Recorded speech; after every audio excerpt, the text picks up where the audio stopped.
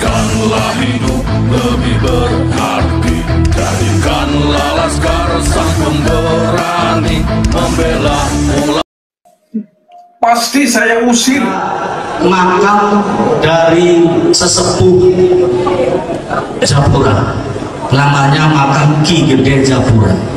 Itu hampir dibaalawikan. Tiap tahun teman saya itu setor hasil infak makam itu ke Abah Lutfi bin Yahya Pekalongan. Ini Assegaf yang mengatakan ini. Kiai kita yang sudah tua dikatakan kiai palsu, dan mereka mengatakan orang Yaman kesini membentuk ulama-ulama. Tidak, kalau menurut saya mereka datang menjadi orang yang ngelama pada pribumi. Maaf ini. Maka dari situ, untuk satu pribadi saya, kalau ada orang imigran kayak itu, pasti saya deportasi. Pasti saya usir. Karena bapak-bapak mereka kesini golek mangan. Tidak menciptakan ulama. Menciptakan orang ngelama terhadap pribumi. Kiai koyo pate dilangkai. Jangan. Ayo, kalau memang ini sudah terbuka tentang masalah nasab ini, jangan marah. Jangan marah di kursi.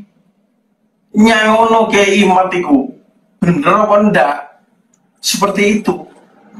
Maka dari situ, bagi orang pribumi yang muhibbin, pasanglah otak kalian. Pasanglah otak yang diberikan oleh Allah. Sampai kapan kamu mau dijajah? 300 tahun dijajah Belanda. Berapa tahun dijajah oleh Jepang. Kalau sekarang dijajah oleh orang pendatang sampai nyium kakinya. Pret. Banyak orang di Indonesia ini yang mengaku bahwa dia Habib dan keturunan Rasulullah. Padahal di negara-negara Arab nggak ada yang seperti itu, nggak ada yang mengaku bahwa dia keturunan Rasulullah dan nggak ada yang mengaku bahwa dia Habib, karena nggak ada yang tahu bahwa dia keturunan Rasulullah atau enggak. Ya kita semua berharap bahwa kita dari umat Muhammad, keturunan Rasul, kita semua berharap itu, tapi kita nggak tahu hal seperti itu. Nah, jadi di Indonesia ini yang mengaku bahwa dia Habib dan mengaku bahwa dia keturunan Rasulullah dihormati banget, dicium tangannya, diminum bekas mulutnya, diminta doanya dan menjadikannya seperti wali. Gimana melakukan hal seperti itu? Dan kalau dia dikuburkan, kalau sudah meninggal dan dikuburkan, didatangi kuburannya, dihiasi kuburannya, ditaruh uang-uang di tempat kuburannya itu, diminta doanya seperti kalau dia wali beneran, dan apa semua itu? Apa semua itu? Coba kalian pikirkan. Terus terang di kampung saya istilah Habib itu nggak ada. Orang Bugis tidak mengenal Habib. Tidak ada istilah Habib. Baru setelah saya di Jawa, apalagi di Jakarta, baru saya istilah itu saya dengar. Tapi di antara kami, saya nggak tahu kalau sekarang sudah ada pengaruhnya. Tapi antara tahun 50 sampai dengan tahun 60, istilah Habib itu tidak dikenal di Sulawesi Selatan. Itu fakta. Tetapi orang keluarga Pak siapa? Ayahnya Pak Shihab, ya, Pak Kurai Shihab, itu orang yang saya sangat hormati. Itu adalah memang keluarga yang sangat dihormati di Sulawesi Selatan. Tetapi bukan oleh karena kearabannya, tetapi oleh karena keilmuannya.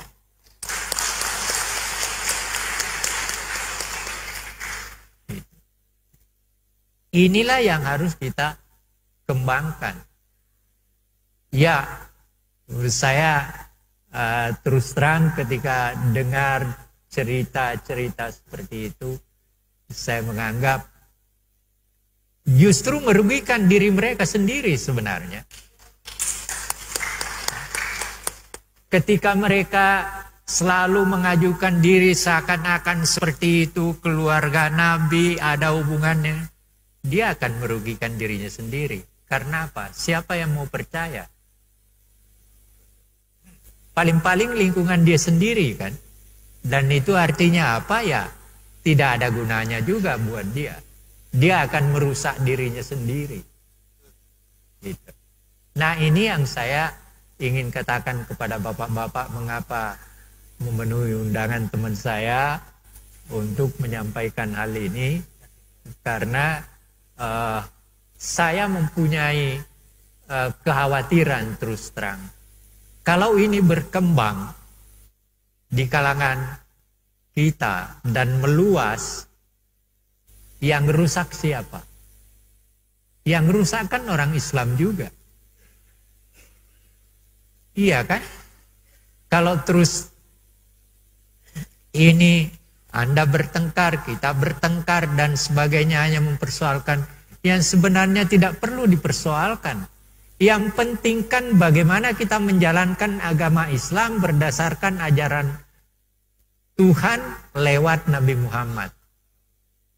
Kenapa kita mengatakan bahwa kita adalah orang hebat karena kita turunannya itu? Padahal belum tentu. Kan artinya memalukan dirinya sendiri. Ini yang harus dipikirkan oleh kita semua dan kepada yang terhormat para hadirin. Saya dulu pernah didoktrin kayak gini. Kalau ente lihat ada dzurriyyah Nabi, ya, ada anak cucunya Nabi, ada Habib yang gak benar. Habib itu kayak ahwal juga. Ada yang baik, ada yang taat, ada yang alim, ada juga yang jahil, yang awam, bahkan yang maksiat ada juga. Hatta yang maksiat ada. Kalimatnya kurang lebih seperti itu. Ya, kurang seperti itu. Tapi ente orang, nah orang-orangnya harus ikut. Ente orang nggak boleh negur, itu su'ul adab namanya. Doktrin itu dulu luar biasa. Kenapa? Kan dia salah, saya bilang. Biar nanti itu menjadi urusan dia dengan jibnya, dengan kakeknya Rasulullah di akhirat. Kamu jangan sekali-kali menegur dia, karena itu akan menyakiti hati kakeknya, kakek buyutnya itu Rasulullah. Gimana ente orang mendapat syafaat, sedangkan hati cucunya ente sakiti, hati jibnya ente sakiti, katanya.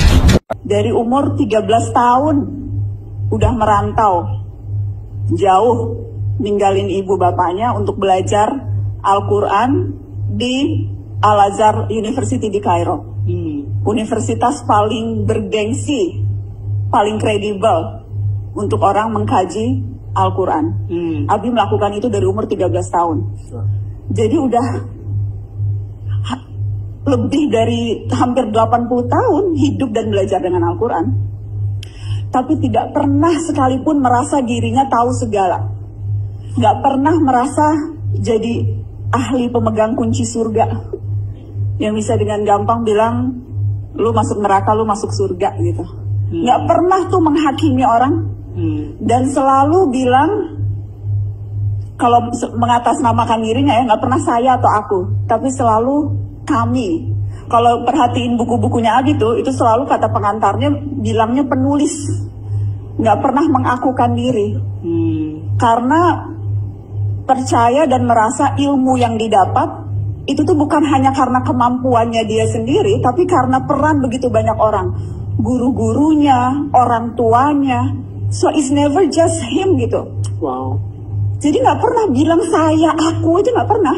Wow. Selalu kami, selalu pihak ketiga penulis. Wow. Waktu Abi ulang tahun ke-70, kita menulisin biografi, itu ngebujukinnya hampir setahun kali. Nggak mau ditulisin biografi kisah hidupnya. Sampai sekarang nggak mau dicium tangannya, kecuali sama anak dan cucunya.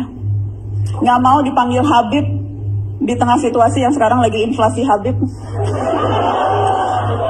Kayaknya bagian ini viral nanti. Biarin aja.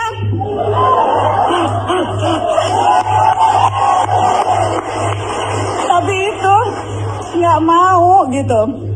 Karena selalu bilang Habib itu artinya orang yang dicintai dan mencintai. Itu artinya Habib. Jadi nggak cukup kalau lu hanya dicintai, dicium-cium tangannya, diluk-lukan, lu juga harus hati lu tuh harus penuh cinta, nggak punya kedengkian, harus selalu rahmat, harus selalu terbuka pada perbedaan. Itu mencintai kan seperti itu. Wow. Jadi gue belajar banyak banget dari Abi. Setiap kali ada sesuatu yang dia nggak tahu, dia selalu nanya ke gue soal hukum, jadi iya nanya. Kalau mau lagi nulis sesuatu nanya. Setiap pagi sepanjang ingatan memoriku ya, dari mulai aku bisa ingat, dari mulai aku kecil sampai sekarang, ritual paginya tuh nggak pernah berubah. Bangun pagi, sholat subuh, duduk di meja kerjanya, ada teh Lipton di samping kanannya yang diseduhnya sendiri, pakai sarung dan selalu either nulis, either baca, either ngetik. Penulis paling produktif saat ini, bukunya udah puluhan. Belum selesai satu buku udah punya ide baru untuk nulis buku yang lain. Sampai penerbitnya tuh bilang, Abi tunggu dulu dong, ini buku yang ini belum dicetak nih. Wow. Jadi selalu nulis, selalu baca, selalu mau tahu apa kata orang, selalu mau dengerin orang. Wow. Dan hari-hari ini situasi di mana ada begitu banyak orang mengaku ahli, kan ada bukunya tuh Death of Expertise. Lu baru tahu satu buku aja masih nyontek-nyontek belakangnya lu udah ngaku ahli gitu. Keluar-keluar deh di media sosial merasa ahli segala hal. Di tengah begitu banyak orang yang sekarang begitu mengklaim kebenaran, Abi itu contoh buat gue yang luar biasa. Karena dia tahu banyak sekali hal, tapi nggak pernah mengkerdilkan orang lain. Tahu kan? Dan itu tuh jadi panutanku tuh itu. Panutanku tuh Abi Quraish, panjang umur, sehat selalu ya Allah. Aku tuh selalu aku tuh selalu deg-degan banget setiap kali bicara Abi, karena aku ngelihat Abi makin tua, 80. Dan makin, aku inget waktu kemarin ngobrol, kayaknya nggak akan pernah siap deh. Kita nggak pernah siap melihat orang tua kita tua ya. Aku tuh tinggal di rumahku tuh bener-bener di belakang rumah Abi. Jadi aku tuh setiap hari jalan kaki gitu ke rumah Abi, setiap hari ketemu. Tapi setiap hari tuh ngelihat, kok kayaknya Abi makin tua dan aku makin deg-degan ya Allah. Aku takut banget Abi meninggal. That's my biggest fear kalau Abi meninggal. Ada pengalaman menarik gak selama menjadi kurirnya Habib itu? Ya sebetulnya banyak. Ya, termasuk ya di antara salah satunya saya pernah dawir ke tempatnya seorang kiai, ya sekarang sudah almarhum sayangnya. Jangan disebutkan namanya. Iya, seorang kiai itu malam, terus akhirnya paginya itu kiainya itu nggak terima dengan saya. Alasannya? Alasannya itu pokoknya pemerasan. Oke itu. Bahkan kiainya itu saya ditantang mau dilaporkan polisi. Nah dari situ saya tantang juga kiainya. Apalagi cuman penjara, cuman laporan polisi. Mati bela Habib sayun sanggup siap. Itu sampai cintanya saya sama Habib itu sampai situ. Saking muhibbinya. Iya.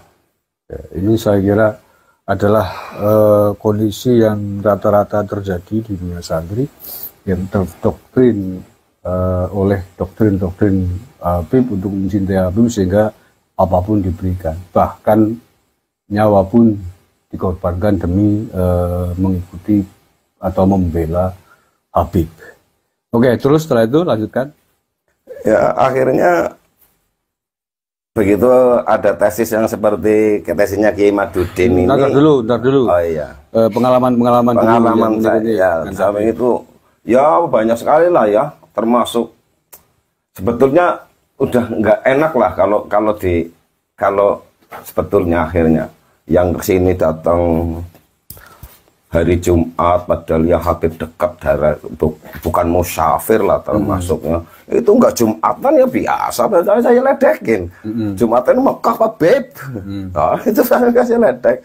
Ada yang datang itu malah nggak subuhan, ya biasa. Tapi ya waktu itu ya saya bela saja orang itu. Memang bagi saya udah terdoktrin waktu itu yang namanya Habib semua, walaupun itu bajingan, walaupun itu apa saja, itu walaupun maksiat itu tetap cap surga itu. Harus dihormati. Saya itu harus tetap mencintai waktu itu. Itu. Terus yang lain itu mungkin Ya ini kan demi diambil hikmahnya, nggak apa-apa, yang penting jangan disebutin namanya Habib. Ya sering ke tempat teman-teman kita, hampir teman-teman kita yang ada di sekitar daerah saya itu hampir udah kena semua. Itu saya uangnya. Iya, yang amplop kalau itu jumlahnya berapa biasanya kalau minta? Kalau amplop itu enggak itu. Contohnya mau muludan bagi amplop, Habib si A datang, Habib si B datang. Nah itu. Contohnya itu yang ecek-ecek gitulah. Yang ocok-ocok. Yang ocok-ocok ya ada itu. Sampai berapa? Ada yang sampai yang terakhir aja ya, ini yang terakhir. Kemarin itu sebelum masalah nasab. Iya. Sebelum Ramadan masuk itu termasuk terakhir. Itu ada yang 10 juta cung. Itu ada yang 10 juta cung. Kalau saya sendiri itu 400. Nah, iya.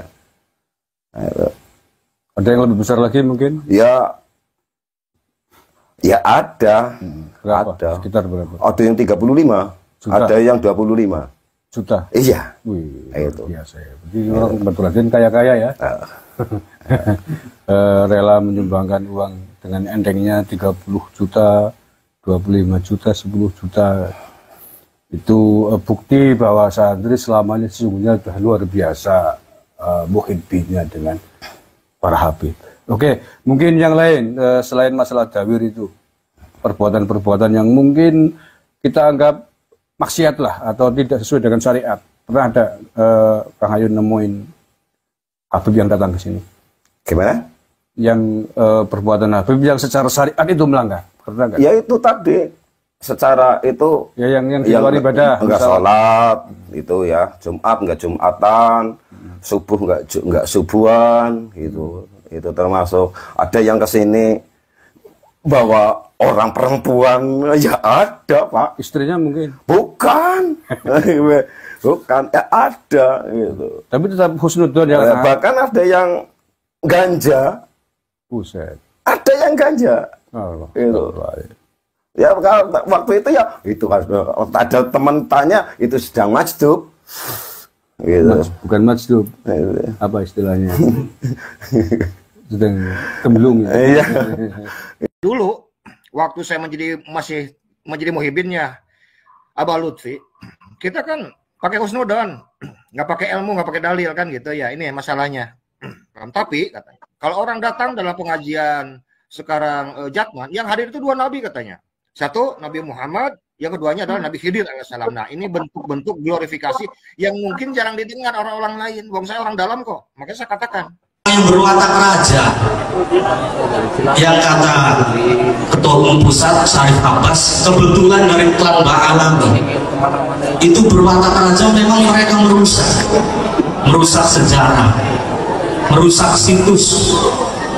Termasuk di desa saya, itu saya akan menyampaikan sedikit saja. Di desa saya ada makam dari sesepuh Japura, namanya makam Ki Gede Japura.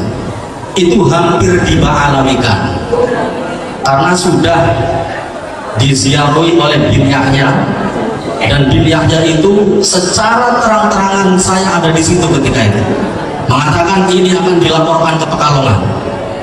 Saya nggak berani menyebut namanya, tapi di malam ini saya berani. Akan dilaporkan kepada Habib Lutfi bin Yahya. Saya di situ langsung ngobrol sama sedulur-sedulur. Alhamdulillah sekarang sudah terselamatkan. Kata saya, ini harus dilawan. Bahwa jangan sampai situs-situs kita diklaim oleh mereka. Dan alhamdulillah berdasarkan penelitian sejarah manuskripnya sudah ada. Saya juga sudah matur kepada beliau ketika itu, kepada Syarif Abbas saya sudah matur. Insya Allah beliau nanti berkenan rawuh. Di situ ternyata teridentifikasi beliau adalah Sayyid Abdul Karim bin Sayyid Abdul Toha. Bukan Habib, tapi Sayyid. Itu Al-Hasani. itu saya baca manuskripnya adalah sepupu dari Sunan Ampel. Ini barangkali bisa mukhtalaf alaih ini, tapi yang jelas bukan Mbah Alawi. Dan alhamdulillah sudah disepakati oleh beberapa ahli sejarah yang bertanggung jawab dan sudah ditandatangani dan sekarang sudah ditempelkan plangnya.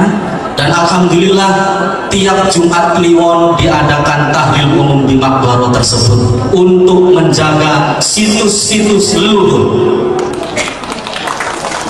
Kalau ini tidak dilawan, saya yakin akan semakin parah. Waktu saya ketemu dengan teman saya itu, hampir tiap tahun teman saya itu setor hasil infak makam itu ke Abah Lutfi bin Yahya Pekalongan. Itu hampir tiap tahun. Dan itu kata teman saya, itu minimal 5 karung hasil infak itu. Nah, dilalah karena teman saya sudah meninggal tahun 2021, itu bulan April, berarti 3 bulan berikutnya sekitar April, Mei, Juni, Juli lah beliau meninggal. Terus tahun 2023 kemarin makam Mbah Depok itu ternyata dibongkar. Jadi saya jadi kaget juga waktu itu. Saya ke Semarang ketemu dengan istrinya si teman saya Agung itu. Ternyata karena Agung itu punya syahadah asli dari Habib Lutfi dan makamnya itu ternyata kosong. Itu testimoni pertama. Jadi itu menjadi keyakinan saya dalam mensikapi satu, yang kedua mengambil keputusan saya sama keluarga saya bahwa hakul yakin bahwa Habib itu bukan dzurriyyatur Rasul. Itu pertama. Yang kedua, pada bulan Juli kemarin, Kang Seri sedikit lagi. Pada bulan Juli kemarin, 1 bulan yang lalu, saya diamanati dari orang tua saya disuruh menjual mobil Panther tahun 97. Nah, ada teman Muhyiddin Purbalingga berdomisili di mana, di Bojong Sari, nelpon saya, Kang Nyun Sewu, saya mau lihat mobilnya. Akhirnya mobil itu saya parkir di garasi, terus saya lihatkan si orangnya itu bilang, ini yang mau beli bukan saya Kang, tapi Habib Salim dari Selawi. Nah, akhirnya karena Habib saya tetap hormat, karena saya pernah punya guru, Habib Lutfi itu guru saya. Saya tahun 87 sampai tahun 90 waktu saya aliyah, saya mondok di pondok pesantren Ribatul Mutalimin di Pekalongan, di Nahrawi. Jadi saya tiap seminggu sekali itu terus saya tiap hari Minggu itu saya selalu ikut rutinan tempatnya Habib Lutfi, Sibtu Duror sama Rotib Al-Haddad. Jadi 2 hal itu yang saya ikuti selama 3 tahun saya ikut Habib Lutfi.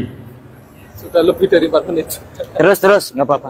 Melanjut yang tadi, yang bulan Juli tadi, akhirnya Habib Salim dari Selawi itu mau beli mobil saya. Itu pas hari Jumat. Justru saksinya ada istri saya, ada Muhyiddin yang dari Bojong Sari, namanya Cak Husen. Terus waktu sholat Jumat, saya bilang, Beb, ini Jumat, tolong Jumatan dulu bareng-bareng itu. Ternyata Habib Salim itu bilang musafir gitu. Dari Selawi ke sini, saya bilang, itu terserah ente, Beb, monggo musafir atau tidak, yang penting saya sudah mengingatkan. Habis Jumatan saya ngasih makan, saya kasih makan, saya belikan makan, itu ngobrol sampai lebih dari jam 4, artinya sudah waktu asar sudah selesai. Artinya di situ ada Habib, ada Cak Husen yang memang tidak sholat Jumat, tidak zuhur sampai asar. 2 hal itu yang menjadikan keyakinan saya bahwa ternyata memang nggak mungkin kalau dzurriyyah Kanjeng Nabi itu syariat tidak melakukan. Jadi pasti itu bukan dzurriyyatur Rasul. Jadi begitu. Selesai makan, beliau sudah cuci tangan gini, saya juga masuk tangan saya di kopokan itu. Kopokan tempat untuk mencuci tangan ya, ya. Nah, setelah selesai makan. Nah, dia langsung marah, katanya, ini gara-gara antum ini jadi najis katanya. Jadi mereka habis kopokan ke suatu tempat, Terus panjenengan karena juga tangannya kotor habis makan, ingin mengkobok juga mencuci di tempat yang sama. Dibilang hanya karena itu kobokannya menjadi najis karena kena tangan panjenengan. Oke. Pertama itu najis karena. Terus yang kedua gini, yang menurut saya kurang kurang enak buat saya gitu gini. Katanya, anak itu kalau marah sama antum itu tak masukin di tong, tak semen sak leher, tak buang di laut, nanti tak liatin tiap hari udah mati atau belum. Kan menurut saya kan keterlaluan kalimat itu. Sedangkan orang tua ini konteksnya apa? Konteksnya bercanda atau serius atau marah yang dibuat bercanda atau gimana? Mungkin gini ya, bisa jadi juga jengkel, terus kemudian bercandanya keterlaluan. Bercandanya kalimatnya terlalu dalam. Tapi menurut saya kan nggak sampai segitunya karena kita sudah kebersamaan sudah lama, harusnya kan nggak usah sampai seperti itu gitu. Mungkin bisa jadi dengan kalimatnya lebih halus, misal. Akhirnya saya mencarikan solusi sama tuan rumahnya itu kan, tolong Pak carikan air lagi buat Bapak. Tak kasih yang baru lagi akhirnya. Tapi dari yang pengalaman saya pertama itu akhirnya saya mutusin gini, berusaha untuk menjaga jarak, jadi menjauh daripada nanti terjadi lagi hal yang sama gitu kan. Tersinggung. Itu yang pengalaman pertama. Terus ada lagi pengalaman kedua begini. Waktu itu ini kejadian yang kedua yang ini tadi. Yang kejadian pertama gini, saya dipertemukan salah satu Habib dari Jakarta. Waktu itu di pondok pesantren di Solo. Ketika saya juga kepingin menghargai beliau, tak belikan bubur kacang hijau. Pikir saya kan cuma satu mobil berapa orang, paling 8 sampai 10 orang. Misal bubur 10.000 kan kali 10 cuma 100.000. Nah, ketika tak tawarin tak belikan, katanya ndak usah nanti merepotkan. Terus tapi ya terserah kalau semampunya gitu. Ketika tak belikan 10 bungkus, kita berhadapan gitu. Beliau marah-marah. Katanya gini, antum itu pakai tanya-tanya berapa? Terus kalau saya bilang 3.000 gimana? Saya kaget. Kok pertanyaannya seperti itu gitu dalam hati. Terus itu yang dituju santri-santrinya gitu. Ini kalau 3.000 gimana? Saya gini, loh Bib, ini pondok pesantrennya antum loh. Padahal saya tahu persis itu pondok pesantren itu, saya kenal temannya sama gus-gusnya itu saya kenal. Terus selesai dari itu yang menurut saya aneh gitu. Saya baru pertama kali saya ditabok kanan kiri gini kan. Bercanda apa serius? Ya kalau menurut saya serius karena dengan muka marah ya. Maksudnya gini, tempelengi gitu. Berapa kali itu? Sini kiri kanan gini. Ceplas gini. Saya kaget loh, kok kayak gini ya saya gitu. Jadi gini, gitu. Saya ulang ya, saya rekonstruksi. Panjenengan berusaha untuk baik dengan inisiatif untuk loman apa istilahnya, untuk dermawan, berbagi ya kan, mau membelikan bubur kacang hijau ya kan, itu jenengan beli 8. Ternyata sampai di sana bukan malah berterima kasih, malah marah karena jenengan bertanya berapa, terus sambil menunjuk 3.000 santri yang itu bukan santrinya dia, tapi santrinya Gus, seorang kiai gitu. Terus dalam posisi seperti itu panjenengan ditempeleng kanan kiri. Nah dari situ saya kagetnya gini, loh kok seperti ini ya? Katanya durian Kanjeng Nabi kok karakternya seperti ini gitu. Saya baru pertama kali gitu. Terus tujuannya itu apa gitu? Maksudnya kami adalah laskar sabilillah, tak akan gentar meskipun berkalang tanah, demi bela agama juga bela negara.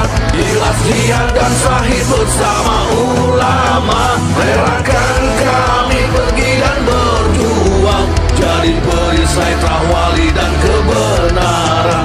Meski harus berkorban nyawa satu ibadah, demi kebenaran menang dan ditegakkan. Kami adalah laskar sabilillah, pecinta Wali Songo dan para anbiya, pewaris peradaban Islam di Nusantara hingga berkibar bangsa Indonesia.